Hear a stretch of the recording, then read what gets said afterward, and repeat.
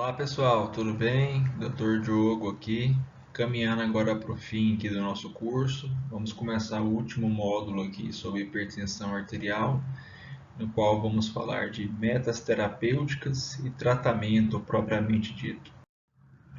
Então declaro novamente que não tenho nenhum conflito de interesse para essa apresentação. Então vamos lá, esse aqui é o conteúdo desse terceiro módulo, como já dito. Então, sobre decisão e metas terapêuticas. Então, aqui nós vamos falar quando devemos tratar e qual vai ser nosso alvo, né? Qual que vai ser a meta de pressão que a gente tem que alcançar aqui no tratamento. Então, vamos lá. Sobre a decisão terapêutica. Inicialmente, queria dizer para vocês o seguinte: a gente pode tratar a hipertensão arterial de duas formas principais: com tratamento não medicamentoso e com tratamento medicamentoso, né, com o uso de medicamentos propriamente ditos.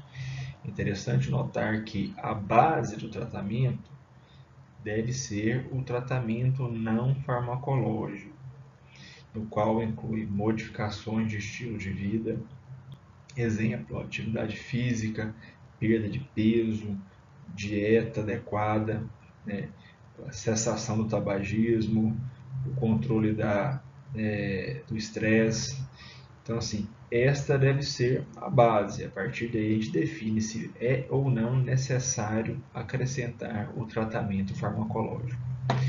Observem aqui que mesmo no indivíduo pré-hipertenso, né, a gente já indica, na verdade para todo indivíduo, né, independente de pré-hipertensão ou hipertensão, as modificações de estilo de vida. Isso elas devem ser indicadas já desde o diagnóstico, assim como hipertensão estágio 1, 2 e 3 devem ser indicados aí as modificações de estilo de vida. Agora, em relação à terapia farmacológica, ao uso de medicamentos propriamente ditos, né?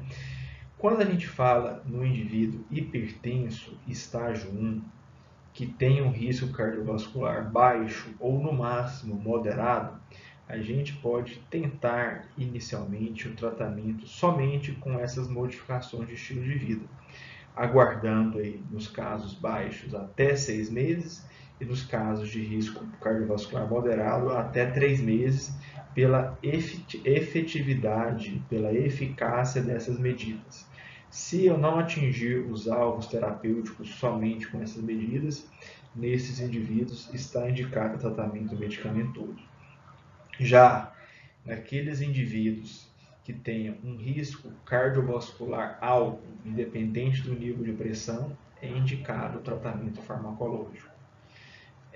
Ou então, naqueles que tenham hipertensão estágio 2 e 3, né, independente do risco cardiovascular, é indicado também o tratamento medicamentoso. Observem que, quando consideramos idosos, o nível de indicação de tratamento medicamentoso muda um pouquinho. Se os idosos estiverem acima ou pelo menos 80 anos, a gente vai indicar o tratamento farmacológico somente naqueles com a pressão sistólica maior ou igual a 160. E nos idosos entre 60 e 80 anos, vamos indicar o farmacológico somente naqueles que têm a pressão sistólica maior ou igual a 140. Então, muito importante a gente observar que a decisão de iniciar ou não medicamentos depende daquele risco cardiovascular que a gente calculou aí na aula anterior e no nível, no estágio de hipertensão, podendo mesmo ser indicado um indivíduo pré-hipertenso que tenha um risco cardiovascular alto, por exemplo. Em relação às metas, quais são as metas de pressão que a gente deve atingir aí no controle dos nossos pacientes? Então, nos indivíduos que tenham risco cardiovascular alto e hipertensão estágio 1 e 2, é indicado uma meta mais agressiva de pressão, abaixo de 130 por 80. Nos indivíduos hipertensos estágio 1 e 2 com risco cardiovascular baixo e moderado, ou naqueles com hipertensão estágio 3, é indicado uma meta um pouco mais permissiva, abaixo de 14/9.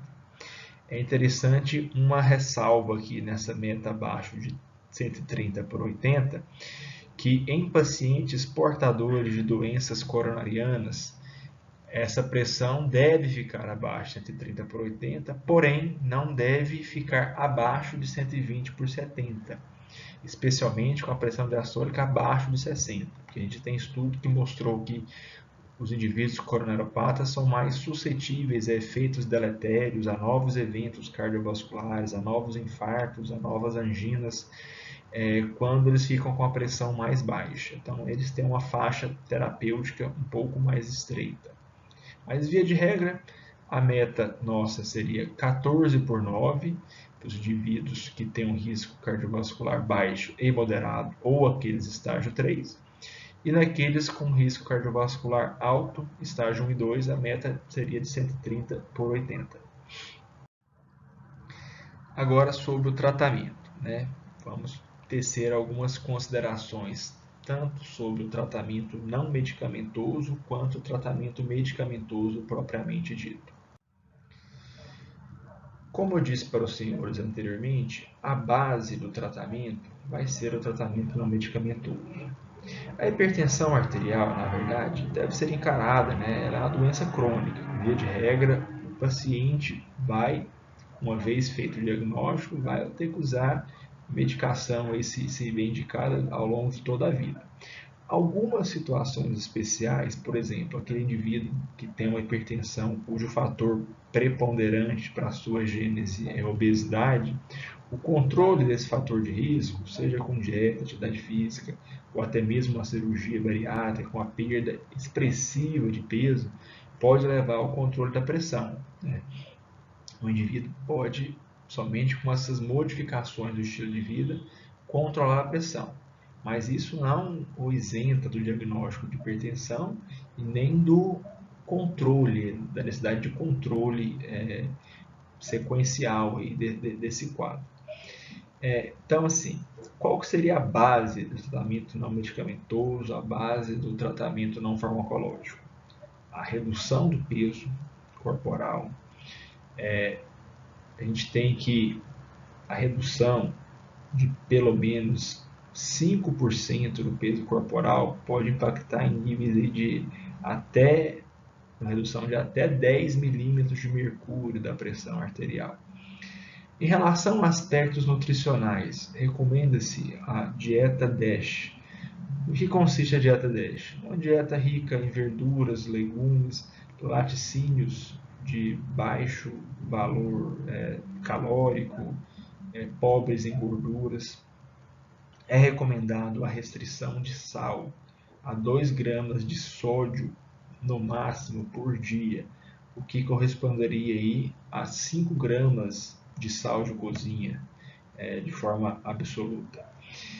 Interessante a gente também orientar os nossos pacientes que mais de 70% do sal na nossa alimentação diária, ela não provém nem mesmo desse sal de cozinha, sal branco, ela vem dos produtos industrializados.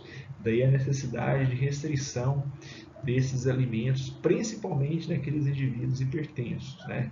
Pelo risco aí de hipertensão e de dificultar o controle em alimentos ricos em sódio.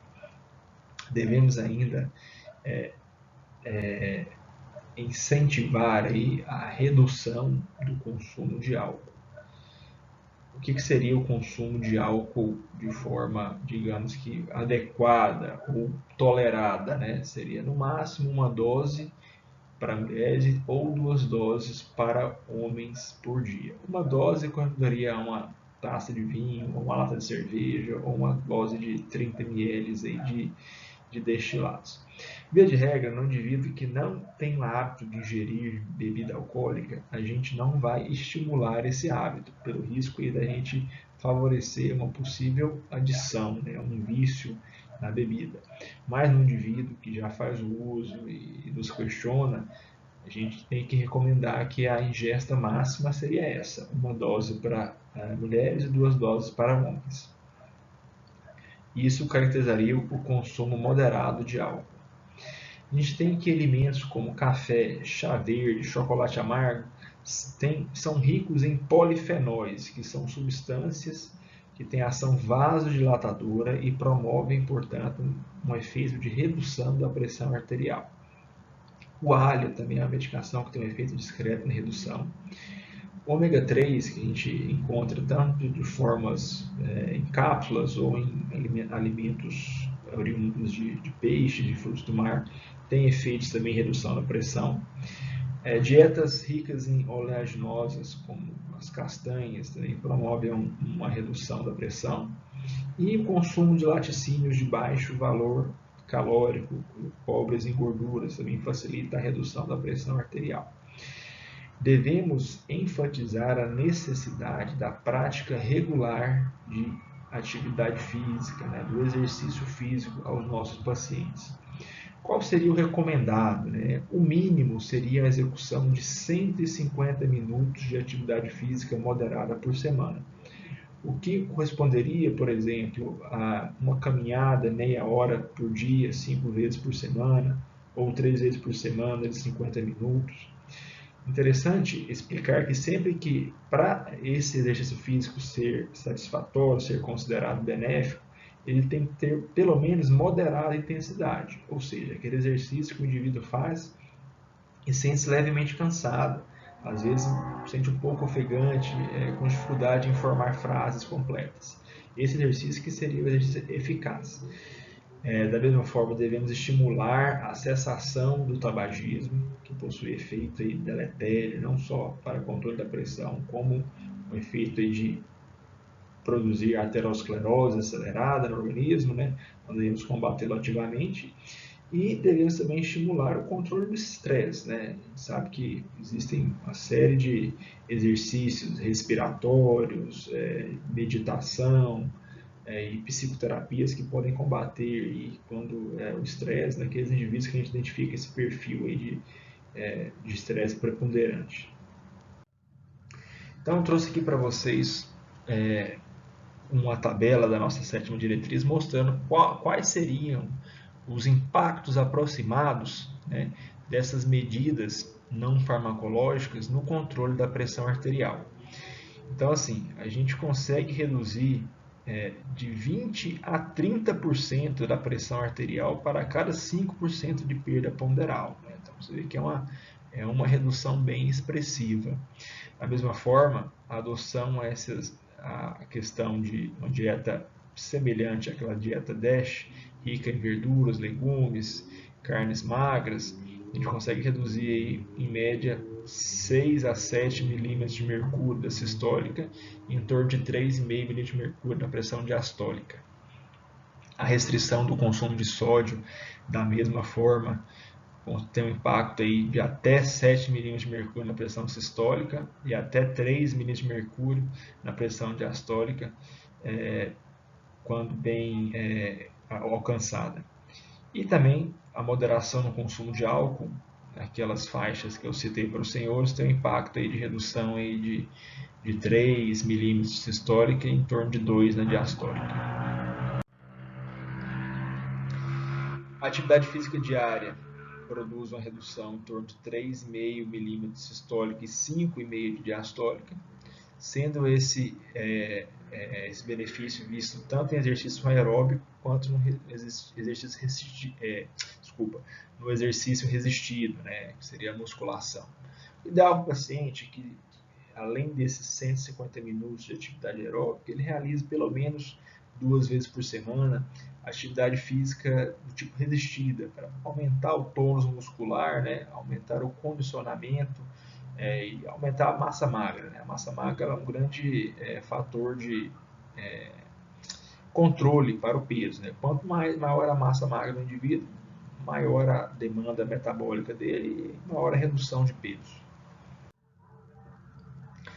Em relação ao tratamento medicamentoso propriamente dito, como eu tinha dito para os senhores, o tratamento medicamentoso seria o segundo pilar do tratamento da hipertensão arterial. Muitas vezes o indivíduo vai ter que usar a medicação ao longo de toda a vida, né? Por isso a importância de enfatizar o uso correto e a adesão das medicações. Quais são os objetivos dos fármacos? Então, a gente deve utilizar fármacos que reduzem a morbimortalidade cardiovascular, ou seja, aqueles que já foram testados, já foram submetidos a estudos clínicos que mostrarão esse benefício. O fármaco deve ser eficaz por via oral, deve ser bem tolerado, né, com o menor número de efeitos adversos possível. Ele deve ter o menor número de tomadas diárias, né, para poder facilitar a adesão.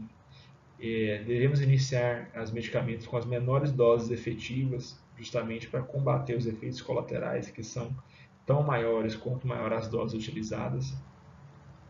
Ele deve poder ser utilizado em associação, ou seja, o fármaco ele tem que ter a menor chance de interações medicamentosas. Devemos utilizar um fármaco no mínimo 4 semanas antes de realizar qualquer mudança, devido à mudança provocada pela medicação no organismo ser um pouco lenta. E todos os fármacos devem ter um controle de qualidade na sua produção, né, para poderem ser certificados aí que terão eficácia e terão menos efeitos colaterais. Então, quando a gente fala de tratamento medicamentoso da hipertensão arterial, a gente tem uma série de classes medicamentosas. Quais serão os medicamentos, né? Quais são os medicamentos de primeira linha para tratamento da hipertensão? Essencialmente são 4 classes, talvez uma quinta com algumas ressalvas. Então, são fármacos de primeira linha: os diuréticos, tiazídicos, os inibidores da enzima conversora da angiotensina, os bloqueadores de receptores da angiotensina, os bloqueadores de canais de cálcio e, com algumas ressalvas, os beta-bloqueadores. Temos ainda como arsenal terapêutico os inibidores adrenérgicos, os agonistas de ação central, os alfa-bloqueadores, os vasodilatadores diretos e, quase não utilizados, os inibidores diretos da renina. Vamos começar falando sobre diuréticos, né, que são uma das classes principais do tratamento da hipertensão arterial. Como se dá a ação dos diuréticos? Os diuréticos promovem a natriurese, né, a eliminação de sódio na urina e, consequentemente, a diminuição do volume extracelular. Então, isso vai promover uma diminuição ao longo de 4 a 6 semanas do seu uso, também da resistência vascular periférica. Esses dois efeitos somados vão produzir a redução da pressão arterial, tanto por diminuir o volume, quanto por diminuir a resistência vascular periférica. São representantes dos diuréticos tiazídicos, que são os mais utilizados na hipertensão, a clortalidona, a indapamida e a hidroclorotiazida. A clortalidona deve ser o fármaco de escolha dentre esses três, por ter uma eficácia maior ao longo de 24 horas. Quais são os efeitos colaterais? É sempre importante a gente saber quais são os efeitos colaterais das medicações prescritas, para a gente tanto diagnosticar um efeito colateral, como orientar os pacientes de possíveis alterações que podem acontecer decorrentes das medicações. Isso minimiza aí a possibilidade de falhas terapêuticas e maximiza aí a adesão ao tratamento. Os diuréticos eles podem promover a hipopotassemia, né? E com isso é comum a ocorrência em alguns casos aí de fraqueza, câimbras, sintomas aí decorrentes de hipovolemia e disfunção erétil. Além disso, eles têm um perfil ruim em relação ao metabolismo de glicose, promovendo aí uma facilidade à ocorrência da intolerância à glicose, dada a diminuição da secreção da insulina. Os tiazídicos ainda promovem aumento de ácido úrico. Isso é interessante saber ao prescrever essa classe de medicamentos, né, principalmente aqueles pacientes portadores de gota. Então, os tiazídicos devem ser evitados nos pacientes portadores de gota, porque eles podem facilitar crises agudas de gota. Nos indivíduos que têm uma taxa de filtração glomerular estimada abaixo de 30 ml minuto por 1,73 metros quadrados, ou seja, né, os DRCs estádio 4 ou 5, a gente deve evitar os tiazídicos porque eles vão ter pouco efeito sobre o controle de pressão. Nesse caso, a gente faz uso dos diuréticos de alça, né? Principalmente a furosemida, que é o que a gente tem mais acesso. Outra classe de medicamento atua como primeira linha são os inibidores da enzima conversora da angiotensina. Então, como o próprio nome diz, eles atuam diminuindo a conversão da angiotensina 1 em angiotensina 2. Essa última tem ação vasoconstritora no organismo. Então, trocando em miúdos, eu estou promovendo aqui uma ação de vasodilatação, por diminuir a vasoconstrição. Ela é uma classe que deve ter seu uso preferencial em situações onde a gente tem também demonstração de benefício em relação à mortalidade, que são aqueles pacientes que possuem insuficiência cardíaca de fração de ejeção reduzida, aqueles indivíduos pós-infarto e também daqueles indivíduos que têm doença renal ou que têm nefropatia diabética. A gente tem demonstração de que os IECA retardam o declínio da função renal. Então, eles devem ser prescritos nessas situações, principalmente. Eles são representados pela classe, pelos medicamentos como enalapril, ramipril e lisinopril. Quais são os efeitos colaterais dos IECA, que muitas vezes limitam o seu uso? O principal é o quadro de tosse seca. De 5 a 20% das pessoas que utilizam esses medicamentos relatam esse efeito colateral, que muitas vezes vai necessitar uma troca de classe. Um efeito raro e mais grave seria o angedema. Também temos casos de erupção cutânea, de hiperpotassemia, né?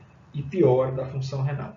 É interessante notar que é comum observar que no início do tratamento com IECA, às vezes a gente tem uma piora transitória da função renal e dos níveis de potássio, que tende a voltar ao normal.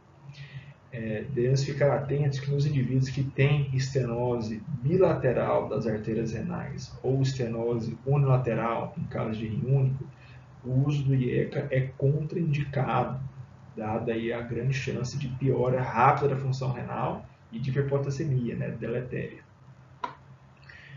Além disso, os IECAs são contraindicados na gravidez. Então, quando a gente tem uma paciente em idade fértil, né, devemos ter essas considerações, né, se possível evitar o uso de IECA, porque frente a uma possível gravidez não planejada, se a paciente estiver utilizando essa medicação, pode ter efeitos ceratogênicos dentro do feto.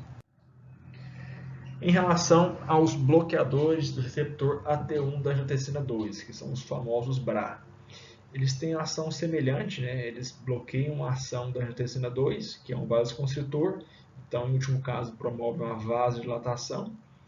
Eles devem ser utilizados à semelhança das indicações para os IECAs e são representados pela losartana, valsartana, telmisartana, né, os sartans, e seus efeitos colaterais são extremamente raros. Eles têm um perfil de segurança bem grande e são medicações muito utilizadas no dia a dia, né? Principalmente a losartana, que é uma medicação aí que está de fácil acesso aí no serviço público. Da mesma forma, é contraindicado na gravidez, dado o risco de ser teratogênico, e o uso deve ser feito com cautela e, se possível, evitado em mulheres com idade fértil. Uma quarta classe de medicamentos utilizados como primeira linha no tratamento de hipertensão arterial são os bloqueadores de canais de cálcio. Eles atuam diminuindo a concentração de cálcio no interior das células do músculo liso vascular, diminuindo a vasoconstrição e, consequentemente, reduzindo a resistência vascular periférica.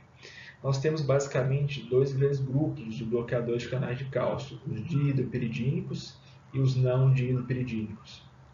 Em relação aos dihidropiridínicos, como amlodipino e nifedipino, eles promovem um efeito de controle de hipertensão mais proeminente. Já os não dihidropiridínicos, como verapamil e diltiazem, eles têm mais efeito em tratamento de arritmias, tem um efeito menor para controle de hipertensão, por isso eles não são utilizados com essa finalidade. Sobre efeitos colaterais, mais comumente observados com os dihidropiridínicos são edema maleolar, né, uma queixa muito frequente dos pacientes. É um edema meramente estético, mas às vezes pode trazer um desconforto, e muitas vezes a gente tem que utilizar a mão de medicações de bloqueador de canal de cálcio mais modernos, que têm menos efeito, ou até mesmo a troca da classe. Temos casos de cefaleia, rubor facial, de hipertrofia gengival e dermatite oca também podem ser efeitos colaterais, mas o mais comum é edema maleolar. Como quinta classe que atuam com primeira linha, a gente tem os beta-bloqueadores. Eu tinha feito aquela ressalva inicialmente, porque a gente vai usar os beta-bloqueadores somente em algumas condições específicas que justificam o uso. Ele não é tão primeira linha igual aos demais. Como que eles atuam no controle da pressão? Eles diminuem o débito cardíaco e secreção de renina, né? Então, esse seria o mecanismo. Iremos utilizá-los para aqueles pacientes que possuem doença arterial coronariana, insuficiência cardíaca com fração de ejeção reduzida, que tem já um quadro de cefaleia crônico, migrânia, né, por exemplo, que tem tremor essencial ou hipertensão portal, uma vez que eles são indicados para o tratamento dessas condições. Exemplos: propanolol, atenolol e bisoprolol. Beta-bloqueadores de terceira geração, como carvedilol e nebivolol, produzem um efeito adicional de vasodilatação. O carvedilol bloqueia os receptores alfa-1 periféricos e o nebivolol induz a produção e liberação de óxido nítrico, promovendo então a vasodilatação. Quais são os efeitos colaterais? Broncoespasmo, por isso, assim, via de regra, os beta-bloqueadores de primeira e segunda classe são contraindicados em pacientes asmáticos e portadores de TVOC. Bradicardia, insônia, pesadelos, disfunção sexual. A semelhança dos diuréticos também tem um perfil ruim em relação ao metabolismo de glicose, promovendo intolerância à glicose e hipertrigliceridemia. Então, assim, apesar de primeira linha, devem ser utilizados somente nessas condições aqui. Agora, falando de medicamentos adicionais, né, outras classes, que não são primeira linha, mas que eu vou utilizar aí após uma combinação dessas outras classes que não atinja um efeito desejado, eu posso utilizá-los como quarta, quinta ou sexto medicamentos. Como quarto medicamento, eu vou utilizar o antagonista mineralocorticoide. Qual é a função? Ele é um diurético poupador de potássio, representado aqui pela espironolactona. Também deve ser utilizado no tratamento de IC, de fração de ejeção reduzida, e como os efeitos colaterais nós temos hiperpotassemia, mastalgia e ginecomastia, que muitas vezes podem limitar o uso dessas medicações. Os agentes de ação central, eles atuam estimulando os receptores alfa-2, que promovem então a inibição do sistema nervoso simpático. Além disso, diminui o reflexo de vários receptores. Exemplo: metildopa, que é uma medicação muito utilizada no tratamento da hipertensão arterial em gestantes, que é bem segura nesse perfil de pacientes, e a clonidina, que também é muito utilizada naquele paciente renal crônico, onde o uso de inibidor de enzima de conversão de angiotensina, os IECAs, os BRAs, são limitados, né, pelo risco de hiperproteinemia e perda de função renal. Efeitos colaterais. Em relação à metildopa, pode ocorrer reações autoimunes, febre, anemia hemolítica, galactorreia, até mesmo disfunção hepática. E na clonidina, quando suspenda a medicação abruptamente após ter hipertensão rebote. Então, assim, principalmente no cenário de um pré-operatório, pode ser perigoso. Além disso, esses medicamentos, por ter uma ação central, podem promover sonolência, sedação, boca seca, fadiga, hipotensão postural e disfunção erétil, por atuar aí na diminuição de reflexo de vários receptores. Os alfa-bloqueadores, eles têm um efeito na diminuição da resistência vascular periférica, são representados, por exemplo, pela doxazosina, que são medicamentos comumente prescritos aí para tratamento de hipertensão, de hiperplasia prostática benigna.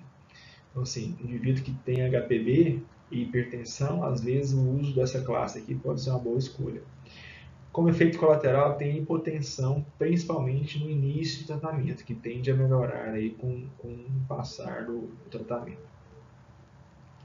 Outra classe que a gente tem são os vasodilatadores diretos, que eles promovem relaxamento da musculatura lisa arteriolar, consequente redução da resistência vascular periférica e da pressão arterial, representados pela hidralazina, que é uma droga bastante usada na gestação, principalmente em emergências hipertensivas na gestação, e o minoxidil, que por ser um potente vasodilatador reservado para casos de hipertensão maligna. Como efeitos colaterais dessas classes, tem cefaleia, rubor facial, uma síndrome lupus-like e queixas gastrointestinais, como anorexia, náusea, vômito e diarreia. Aqui, então, trouxe um gráfico aqui, um algoritmo da Diretriz Brasileira de Hipertensão que vai nos nortear como que a gente vai realizar esse tratamento. Então, como eu disse para os senhores, quais são as classes medicamentosas de primeira linha? Diuréticos, IECA, BRA, bloqueadores de canais de cálcio e, em um menor patamar, com aquelas ressalvas que eu disse, os beta-bloqueadores. Essas medicações devem ser utilizadas inicialmente e, entre elas, devem ser feitas as associações de medicamentos para a gente controlar a hipertensão arterial. Caso eu não consiga controlar entre elas, que eu vou associar remédios ditos de segunda linha, essas medicações adicionais. Então vamos lá. Atualmente a gente vai utilizar o tratamento em monoterapia ou em combinação, a depender do cenário. Naquele indivíduo que se manifesta com hipertensão estágio 1 e tem risco cardiovascular baixo ou moderado, eu posso lançar mão da monoterapia, um único medicamento para controle. Lembrando que o tratamento não medicamentoso já está prescrito para todos, Então eu vou lançar mão de uma dessas classes que eu disse anteriormente. Se o paciente tiver já um quadro de enxaqueca, tremor essencial, uma doença arterial coronariana, o beta-bloqueador seria uma boa escolha. Esse que seria esse caso específico aqui. Se eu não conseguir atingir a meta com uma dessas classes, ou esse indivíduo tiver efeitos colaterais intoleráveis, eu vou ter que mudar esse esquema aqui. Se eu não atingir a meta, eu posso ou aumentar a dose ou associar uma segunda classe de medicação. Via de regra, a gente tende a associar a segunda classe para diminuir a chance de ocorrência de efeitos colaterais do uso de algum medicamento. Se mesmo assim ele não atingiu metas, eu vou ter que acrescentar uma terceira classe de antihipertensivos dentro dessas daqui. Vale lembrar que IECA e BRA, por terem mecanismo de ação semelhante e efeitos colaterais semelhantes, principalmente aí a piora da função renal e a hiperpotassemia, eu não devo associá-los, tá? Então a gente não associa IECA com BRA. Então a terapia combinada deve ser feita com diurético e IECA, ou um diurético com BRA, ou um diurético e um bloqueador de canal de cálcio, ou um IECA com bloqueador de canal de cálcio, ou um BRA com um bloqueador de canal de cálcio. Eu nunca devo associar IECA e BRA. Eu posso também combinar o diurético com um beta-bloqueador, por exemplo, ou qualquer uma das outras três classes. Já naqueles indivíduos que se manifestam hipertensão estágio 1 e risco cardiovascular alto, ou naqueles que têm estágio 2 e 3 de hipertensão arterial, eu vou de cara iniciar dois fármacos, duas classes diferentes em doses baixas. Da mesma forma, se eu não conseguir atingir as metas com essa associação, eu vou considerar aumentar a dose ou associar a uma terceira classe ou trocar a combinação. Às vezes, entre a mesma classe, trocar o medicamento. Se eu não atingir, que eu vou acrescentar outros antihipertensivos. Então, eu queria destacar aos senhores o seguinte, que por que a gente fez aquela estratificação de risco cardiovascular previamente? Ela que vai nos guiar esse tratamento. Então, assim, não basta só o nível absoluto da pressão para direcionar o tratamento. Eu tenho que considerar essas questões aí principalmente no que concerne o risco cardiovascular, né, para definir aí o quão agressivo eu vou ser no tratamento, né, e a necessidade de uso de mais de um medicamento. Pessoal, agora nós vamos falar sobre hipertensão resistente, né, que é um motivo muito comum aí de encaminhamento do paciente hipertenso para o clínico. A gente tem primeiro que caracterizar o que seria essa hipertensão resistente e verificar se realmente essa hipertensão é resistente ou o tratamento está sendo feito de forma inadequada. Pessoal, então como que a gente classifica, como a gente define a hipertensão arterial resistente? Então o indivíduo tem que estar usando 3 ou mais classes de fármacos antihipertensivos, sendo elas preferencialmente um diurético, em doses adequadas. A hipertensão resistente acomete cerca de 12% dos hipertensos. Então, assim, tem uma prevalência significativa. É importante a gente sempre tentar definir, diferenciar o que seria a pseudo-resistência, né, do indivíduo falsamente resistente, daquele verdadeiramente resistente. A pseudo-resistência é muito comum, né, principalmente dada a má adesão que o indivíduo tem no uso de medicamentos. Nesse sentido, a MAPA e a MRPA são métodos diagnósticos que permitem essa definição, com certeza. A gente pode excluir a questão do efeito do jaleco branco ao fazer esses métodos diagnósticos, que é outro fator confundidor aí para a hipertensão, para a pseudo-resistência. Além disso, a gente deve excluir causas secundárias que podem contribuir para agravar e dificultar o controle da pressão arterial, como a síndrome da apneia, hipopneusia do sono, o hiperaldosteronismo e a estenose de artéria renal, que são os 3 principais aí, causas secundárias de hipertensão que podem dificultar aí o controle. Por fim, temos esse outro conceito aqui de hipertensão refratária, né, que seria aquele indivíduo que está usando 5 ou mais antihipertensivos e persiste aí com falta de adesão, falta de controle às metas terapêuticas, né? Isso corresponde a uma minoria dos resistentes, cerca de 3,6%. Então, vejam, senhores, que é muito importante a gente definir mesmo se o indivíduo é verdadeiramente resistente ou se ele é pseudo-resistente. Isso tem impacto tanto no prognóstico quanto no tratamento. Então, como que eu vou fazer a investigação diagnóstica da hipertensão resistente? Primeiro, vou afastar a pseudo-resistência. Eu vou confirmar que o paciente está tendo adesão terapêutica adequada e vou confirmar que ele está fazendo o esquema hipertensivo correto, nas doses preconizadas, né? Além disso, eu vou lançar a mão de exames complementares como a glicemia, creatinina, potássio, lipidograma e aquela avaliação de rotina, né, para a gente diagnosticar condições associadas, né, que podem contribuir para isso aí, como o hiperaldosteronismo, uma doença renal parenquimatosa. Vou investigar também causas secundárias como a apneia e hipopneusia do sono, que tem um fator também de, como disse para vocês anteriormente, de dificuldade, de dificultar o controle. E a MAPA MRPA tem papel fundamental aí para confirmar essa resistência fora do consultório, excluir um efeito do avental branco. Então, qual seria a conduta frente a uma hipertensão resistente? Então, a gente tem que confirmar que o paciente se aderiu às modificações de estilo de vida, né? Principalmente a questão da dieta, restrição ao uso de sal, o consumo moderado de álcool, o paciente perdeu peso, né?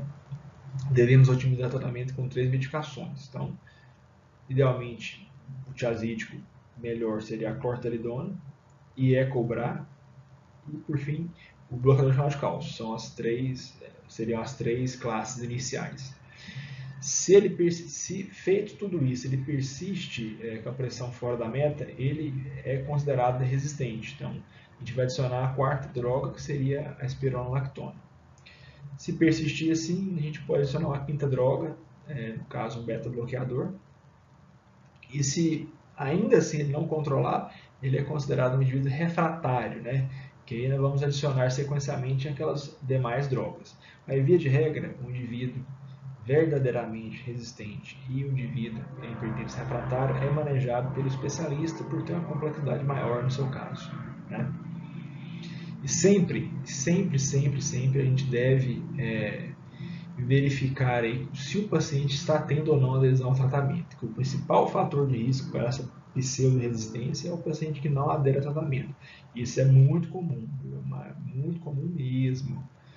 E também devemos observar que, idealmente, uma ou mais medicações serem prescritas no período noturno, para o paciente manter uma proteção vascular, aí, um controle da pressão ao longo das 24 horas.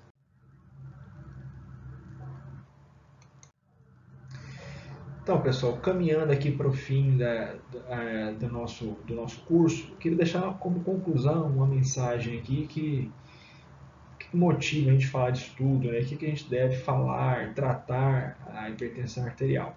Então, a hipertensão arterial é condição clínica de grande prevalência populacional. É o principal fator de risco para doenças cardiovasculares e seu controle está associado a impacto significativo na redução da mortalidade, né? Então, a dimensão do tratamento envolve esses aspectos. Novamente, aqui estão minhas referências. Então, a gente utilizou aí a 7ª Diretriz Brasileira de Hipertensão, que é o documento base para esse nosso curso. Gostaria novamente de agradecer a oportunidade, ao convite do pessoal da UFJ, da LACARP, da LANFAC, por todo o empenho, por essa iniciativa que eu considero assim, muito importante para nós, né? No meio acadêmico. É interessante que a gente tem que lançar mão mesmo dessas redes sociais a nosso favor, principalmente nesse tempo de pandemia, onde as atividades presenciais estão suspensas. Se tiverem alguma dúvida, podem me contatar no meu e-mail, podem me seguir no meu Instagram. Eu sempre posto frequentemente questões sobre cardiologia de modo mais acessível ao público leigo. Meu Instagram é @cardioDiogo. E assim, novamente, muito obrigado. Estou à disposição para qualquer esclarecimento e para outras participações futuras. Fiquem com Deus. Um abraço.